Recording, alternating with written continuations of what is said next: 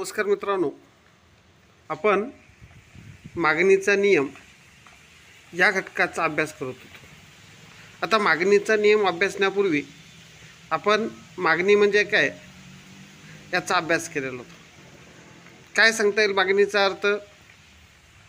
तर मागणी म्हणजे आपण त्याचा अर्थ बघत असताना बघा, मागणी म्हणजे अशी इच्छा की जिला क्रयशक्तीचा पाठिंबा आहे आणि क्रयशक्तीची त्याग करण्याची क्षमता आहे, त्याला आपण मागणी असं म्हणलो होतो.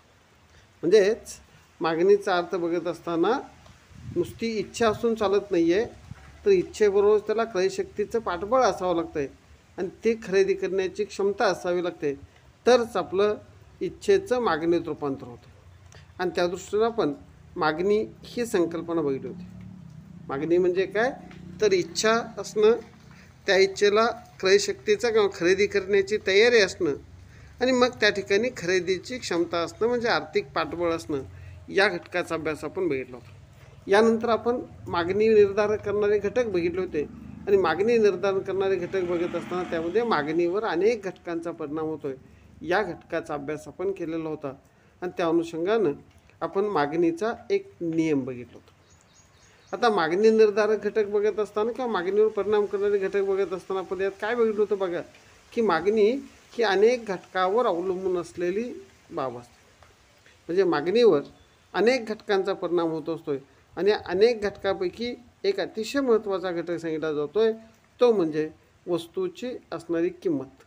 आता या किमतीचा परिणाम कशा पद्धतीने होतो आहे, या घटकाचा अभ्यास करत असताना किमतीचा परिणाम हा मागणी आणि किंमत यांच्यातील असणारा संबंध दर्शवणारा एक नियम मागणीच्या अनुषंगानं मागणीचा नियम म्हणून डॉक्टर मार्शल यांनी मागणीचा नियम हा मांडलेला होता.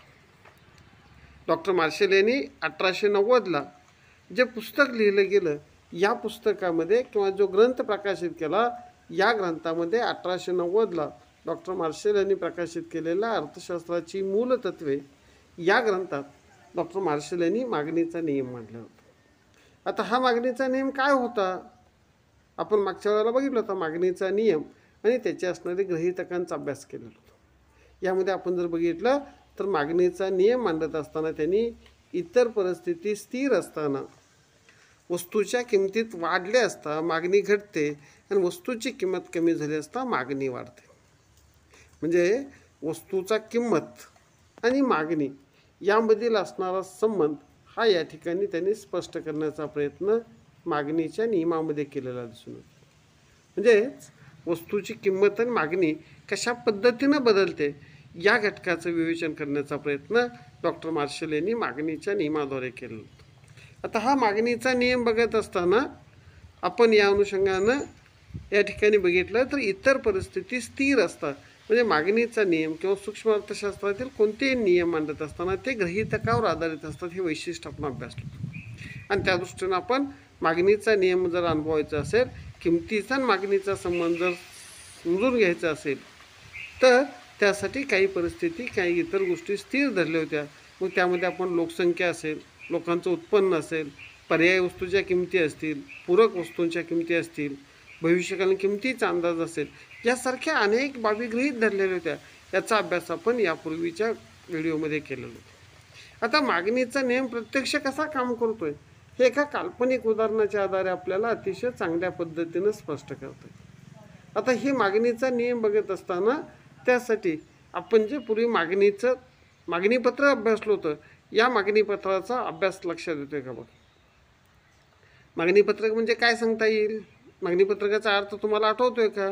तर मागणीपत्रकाचा अर्थ सांगत असताना मागणीपत्रक बघत असताना मागणीपत्रक म्हणजे एखाद्या वस्तूची किंमत आणि त्या वस्तूची असणारी मागणी दर्शवणार जे पत्रक आहे त्यालाच वस्तूचं किंवा मागणीचं मागणीपत्रक असं म्हणलेलं दिसतो. आता हे मागणीपत्रक कसं आहे बघा तुम्ही. उदाहरणार्थ आपण या ठिकाणी एक मागणीपत्रक दिलेलं. या ठिकाणी क्ष वस्तूची किंमत आणि क्ष वस्तूची मागणी दर्शवली. म्हणजे या ठिकाणी कोणतीही एक वस्तू गृहीत धरली. आता वस्तूच्या किमती जर बघितल्या तर 50, 40, 60, 30, 20, 10 या पद्धतीने किमती दर्शवलेल्या. आणि ह्या प्रत्येक वेळेला त्या वस्तूची किती नगाची मागणी होते ही मागणी या ठिकाणी दर्शवलेली दिसून येते. म्हणजेच वस्तूची किंमत 50 रुपये असताना मागणी एका नगाची. समजा हीच वस्तूची किंमत जर बघितलं तर 30 रुपये असताना मागणी या ठिकाणी 3 नगाची दिसून येते. तर या काही वेळेला हीच किंमत ज्यावेळेला 10 रुपये होते त्यावेळेला मागणी 5 रुपये झालेली दिसून येते. आता हे असं का होतंय? म्हणजेच आपण हे मागणी पत्रकाचा जर अभ्यास केला तर या ठिकाणी वस्तूच्या किमती आणि वस्तूची मागणी एका काल्पनिक उदाहरणाच्या आधारे दर्शवलेले आहे. त्या ठिकाणी पहिल्यांदा वस्तूच्या किमती पहिल्या रकान्यात दर्शवलेल्या आहेत, तर दुसऱ्या रकान्यात त्या वस्तूला असणारी मागणी दर्शवलेली. आणि मग ह्या किमतीचा आणि मागणीचा संबंध या ठिकाणी बघत असताना जर आपण याचा बारकाईने अभ्यास केला तर बघा 50 रुपये वस्तूची किंमत असताना 1 किलोची मागणी. ज्यावेळी ही किंमत 40 रुपये होते तेव्हा मागणी 2 किलो झालेली दिसते. ज्यावेळी किंमत 30 रुपये होते तेव्हा मागणी 3 किलो झाली असते. म्हणजेच या ठिकाणी आपण जर बारकाईने बघितलं तर या ठिकाणी वस्तूची किंमत आणि मागणीतील असणारा संबंध.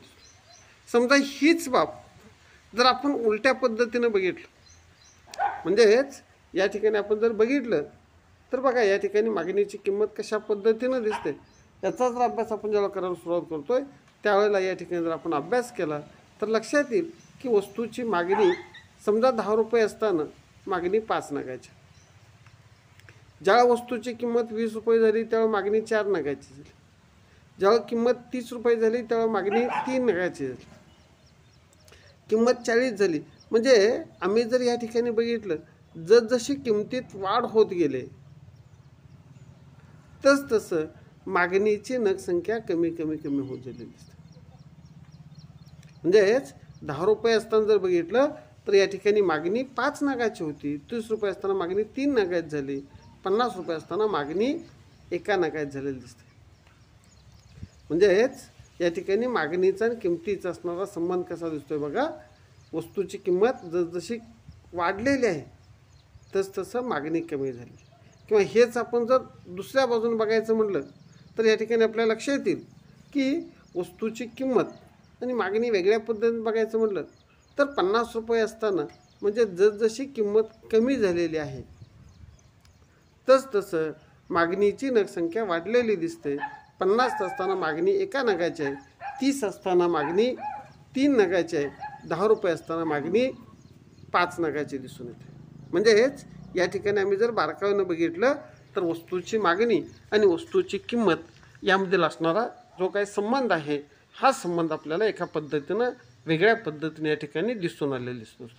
आता ह्या मागणीचा आणि किमतीचा जर आपण अभ्यास करायला सुरुवात केली, मागणी आणि किंमत कशा पद्धतीनं बदलते या घटकाचा आपण जेव्हा अभ्यास करायला सुरुवात करतोय त्यावेळेला याच्यातील मागणी आणि किमतीच्या अनुषंगानं आपण जो मागणीचा नियम मांडलेला आहे त्या नियमाचा अनुभव आपल्याला या ठिकाणी दिसतोय. आपण मागणीचा नियम बघत असताना नियम काय होता बघा. मागणीच्या सिद्धांताचं विधान बघत असताना जर बघितलं तर त्या ठिकाणी लक्षात येईल इतर परिस्थिती स्थिर असताना म्हणजे किंमत सोडून इतर परिस्थिती स्थिर असताना त्या ठिकाणी बघा वस्तूची किंमत वाढली असता वस्तूची मागणी घटते. या उलट वस्तूची किंमत कमी झाली असता मागणी वाढलेली दिसते. म्हणजे हा जो मागणीचा नियम आहे मित्रांनो हा किमतीचा आणि त्या ठिकाणी मागणी नगसंख्येचा असणारा परस्पर संबंध कशा पद्धतीचा आहे तो दर्शवण्याचा प्रयत्न या ठिकाणी केलेला दिसून येतोय आणि याच घटकाचा अभ्यास आपण या ठिकाणी करणार आहोत. आता ही बाब जर आपण बघितली तर ही बाब एका आकृतीच्या साहाय्यानं किंवा हीच जो तक्ता आहे ज्या ठिकाणी आपण वस्तूच्या किमती आणि वस्तूची मागणी दर्शवणारा जो तक्ता आपण बघितला होता ज्याला आपण मागणी पत्रक म्हणतोय ज्याचा अभ्यास आपण या ठिकाणी केलेला होता. या मागणी पत्रकाचा अभ्यास करत असताना या ठिकाणी जर बघितलं तर वस्तूची किंमत आणि मागणी यामधील असणारा परस्पर संबंध कशा पद्धतीचा आहे हे स्पष्ट आपल्याला दिसून येत असतं. आता हाच मागणीचा नियम आम्ही जर एका आकृतीच्या साहाय्यानं बघायचं म्हणलं तर ही आकृती कशा पद्धतीने होऊ शकते तर त्या दृष्टीनं या ठिकाणी आपण जर आकृती बघितली तर आपल्याला या ठिकाणी आकृतीचा अभ्यास करता येईल. अतिशय चांगल्या पद्धतीने या ठिकाणी आकृती दर्शवलेली आहे बघा. या ठिकाणी जर बघितलं तर या अक्षावर म्हणजे हेच अक्ष अक्षावर वस्तूची मागणी दर्शवलेली तर या अक्षावर वस्तूची असणारी किंमत दर्शवली. म्हणजेच अक्ष अक्षावर वस्तूची किंमत काय आहे मागणी काय आहे आणि अक्ष अक्षावर वस्तूची असणारी किंमत दर्शवलेली. आता या किमतीचा जर अभ्यास बघितला तर किंमत 10, 20, 30, 40, 50 अशी या अक्षावर दर्शवली. त्याच वेळेला वस्तूची मागणीची नगसंख्या जी आहे, ही मागणीच्या नगसंख्येचा आपण अभ्यास करत असताना ही मागणीची नगसंख्या बघा कशा पद्धतीनं दर्शवलेली आहे. तर त्या ठिकाणी आपण जर अभ्यास केला तर मागणीची किंमत बघत असताना बघा या ठिकाणी 1, 2, 3, 4 या पद्धतीनं दर्शवलेली दिसून येत असते. म्हणजेच आम्ही जर या ठिकाणी बारकाईने बघितलं तर वस्तूची मागणी आणि वस्तूची किंमत ही अनुक्रमशः अक्ष अक्षावर आणि अय अक्षावर दर्शवली. आता ज्यावेळेला वस्तूची किंमत 10 नगाची आहे त्यावेळेला 10 रुपये असताना मागणी जर आम्ही बघितली तर 5 आहे. ही बाब या ठिकाणी दर्शवली दिसून येते. हेच बघा पुढं जर आपण बघितलं वस्तूची किंमत ज्यावेळी 30 रुपये झालेली आहे त्यावेळेला त्याची असणारी मागणी दर्शवणारा बिंदू या ठिकाणी दिसून येतो. तसंच वस्तूची किंमत 50 रुपये असताना मागणी 1 नगाची आहे. म्हणजेच या ठिकाणी प्रत्येक वेळेला असणारी किंमत आणि त्या किमतीच्या वेळेला असणारी मागणीचं नग संख्या या घटकाचा अभ्यास या ठिकाणी दर्शवून दिसून येतोय. आणि मग या घटकाचा अभ्यास करत असता जर आम्ही या ठिकाणी बघितलं तर आपल्या लक्षात येईल की वस्तूची मागणी आणि किंमत दर्शवणारे जे विविध बिंदू आहेत हे बिंदू जर एका रेषेनं जोडलं तर जी रेषा प्राप्त होते, जो वक्र प्राप्त होतोय, ज्याला आपण आकृतीत म प असं म्हटलेलं आहे, या घटका जर आपण अभ्यास केला तर हा जो म प वक्र आहे हाच मागणी वक्र आहे. म्हणजेच प्रत्येक किमतीच्या वेळेला त्या वस्तूची असणारी मागणी दर्शवणारे बिंदू एका रेषेनं जोडले असतात, एका वक्रानं जोडले असतात, त्यालाच मागणी वक्र असं म्हटलं जातोय. आणि हा मागणी वक्र डावीकडून उजवीकडे जर बघितलं तर खाली घसरत जाणार दिसून येत असतो. आता ही बाब आकृतीमध्ये आपल्याला अगदी चांगल्या पद्धतीनं स्पष्ट करण्याचा प्रयत्न या ठिकाणी केलेला आहे. आता मागणी वक्राचा अभ्यास केल्यानंतर आपण जर या ठिकाणी बघितलं तर मागणी वक्र म व हा डावीकडून उजवीकडे खाली येणारा का आहे त्याची कारणं आपण मागणी वक्र डावीकडून उजवीकडे खाली होण्याची कारणं जी आहेत या घटकाचा अभ्यास आपण यापूर्वी केलेला होता आणि त्या अनुषंगाने आपण या ठिकाणी मागणी वक्राचा अभ्यास केला. आता हे मागणी वक्राचा किंवा मागणी नियमाचा अभ्यास केल्यानंतर ही मागणी वक्र प्रत्येक ठिकाणी आपल्याला अशा पद्धतीने दिसून येतोय का सर्वच ठिकाणी मागणी वक्राला काय अपवाद आहेत. ज्यावेळेला मागणी वक्राचा नियम मानला गेला त्यावेळेला या मागणी वक्राचा अभ्यास करत असताना या ठिकाणी मागणी वक्राला का अनेक अपवाद असले दिसून येतात. आता यामध्ये आपण मागणी वक्राचे जे अपवाद आहेत या घटकाचा अभ्यास आपण या ठिकाणी करणार आहोत.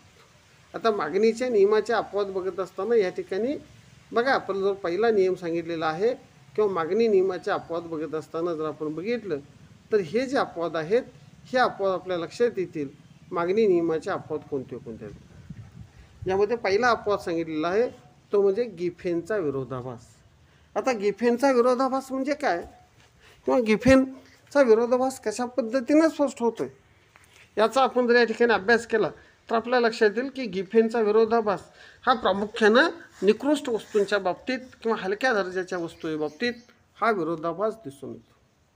आता ब्रिटिश अर्थतज्ञ डॉक्टर गिफेन यांनी ज्या वेळेला ब्रिटिशमधल्या निकृष्ट वस्तूच्या बाबतीमध्ये म्हणजे प्रामुख्यानं त्यांनी त्या ठिकाणी रॉबर्ट गिफेन यांनी जर बघितलं तर ज्या निकृष्ट दर्जाच्या वस्तू आहेत त्यांनी त्या ठिकाणी अभ्यास करत असताना कनिष्ठ किंवा हलक्या प्रतीच्या वस्तू म्हणजे कशा तर प्रामुख्यानं जे दारिद्र्यरेषेखालील असणारे किंवा आर्थिकदृष्ट्या गरीब असणारा जो वर्ग आहे हा वर्गाचा अभ्यास केल्यानंतर त्यांच्या लक्षात आलं की हा वर्गामध्ये ज्या वेळेला निकृष्ट किंवा खालच्या दर्जाच्या वस्तूचा वापर केला जातो आहे त्यांनी या ठिकाणी अभ्यास करत असताना प्रामुख्यानं जो अभ्यास केला त्यामध्ये ब्रेड असेल किंवा निकृष्ट पद्धतीचं मांस असेल या घटकाचा अभ्यास करत असताना त्यांच्या लक्षात आलं की मांस खरेदी करत असताना मांसाची खरेदी करत असताना ज्या वेळेला त्या वस्तूच्या किमती कमी होतात त्यावेळेला त्याची मागणी वाढणं अपेक्षित होतं.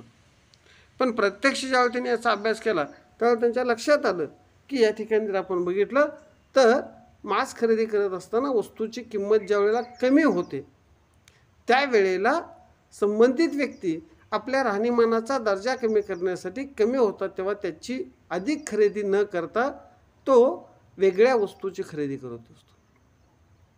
म्हणजेच या ठिकाणी आपण बघितलं तर लक्षात येतं की कमी किमतीच्या वस्तूच्या बाबतीत किंवा हलक्या किंवा निकृष्ट वस्तूंच्या बाबतीत त्या ठिकाणी किंमत कमी झाली असता ग्राहक वर्ग त्या वस्तूऐवजी राहणीमानाचा दर्जा उंचावण्यासाठी दुसऱ्या दर्जेदार वस्तूची मागणी करतोय, दर्जेदार वस्तूचा शोध घेण्याचा प्रयत्न करतोय आणि त्यामुळं निकृष्ट किंवा हलक्या प्रतीच्या वस्तूच्या बाबतीत वस्तूची किंमत कमी झाली असता मागणी कमी होते.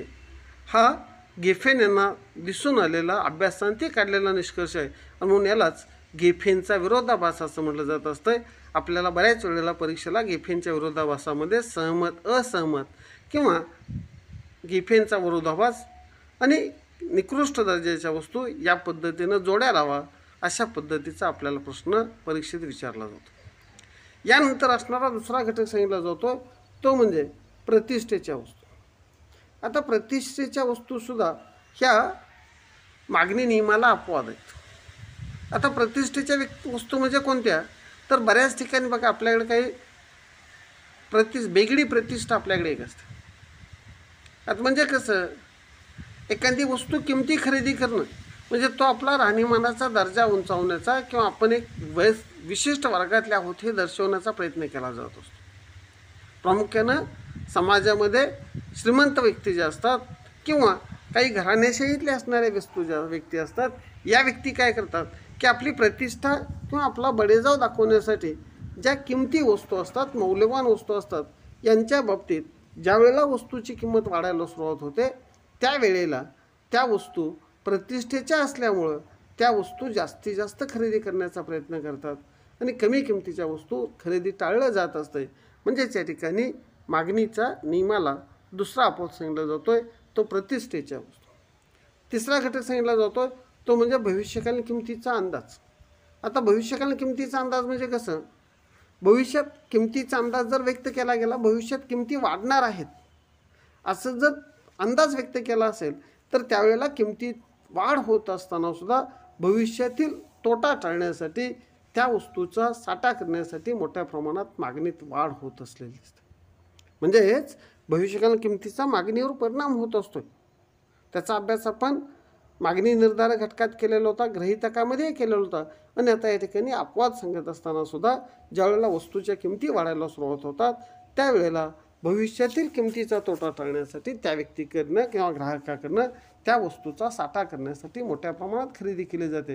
म्हणजे या ठिकाणी भविष्यकालीन किमतीच्या अंदाजामध्ये त्या ठिकाणी वस्तूच्या किमतीत वाढ होत असताना सुद्धा मागणी कमी होण्याऐवजी ही मागणी वाढत असलेली दिसते.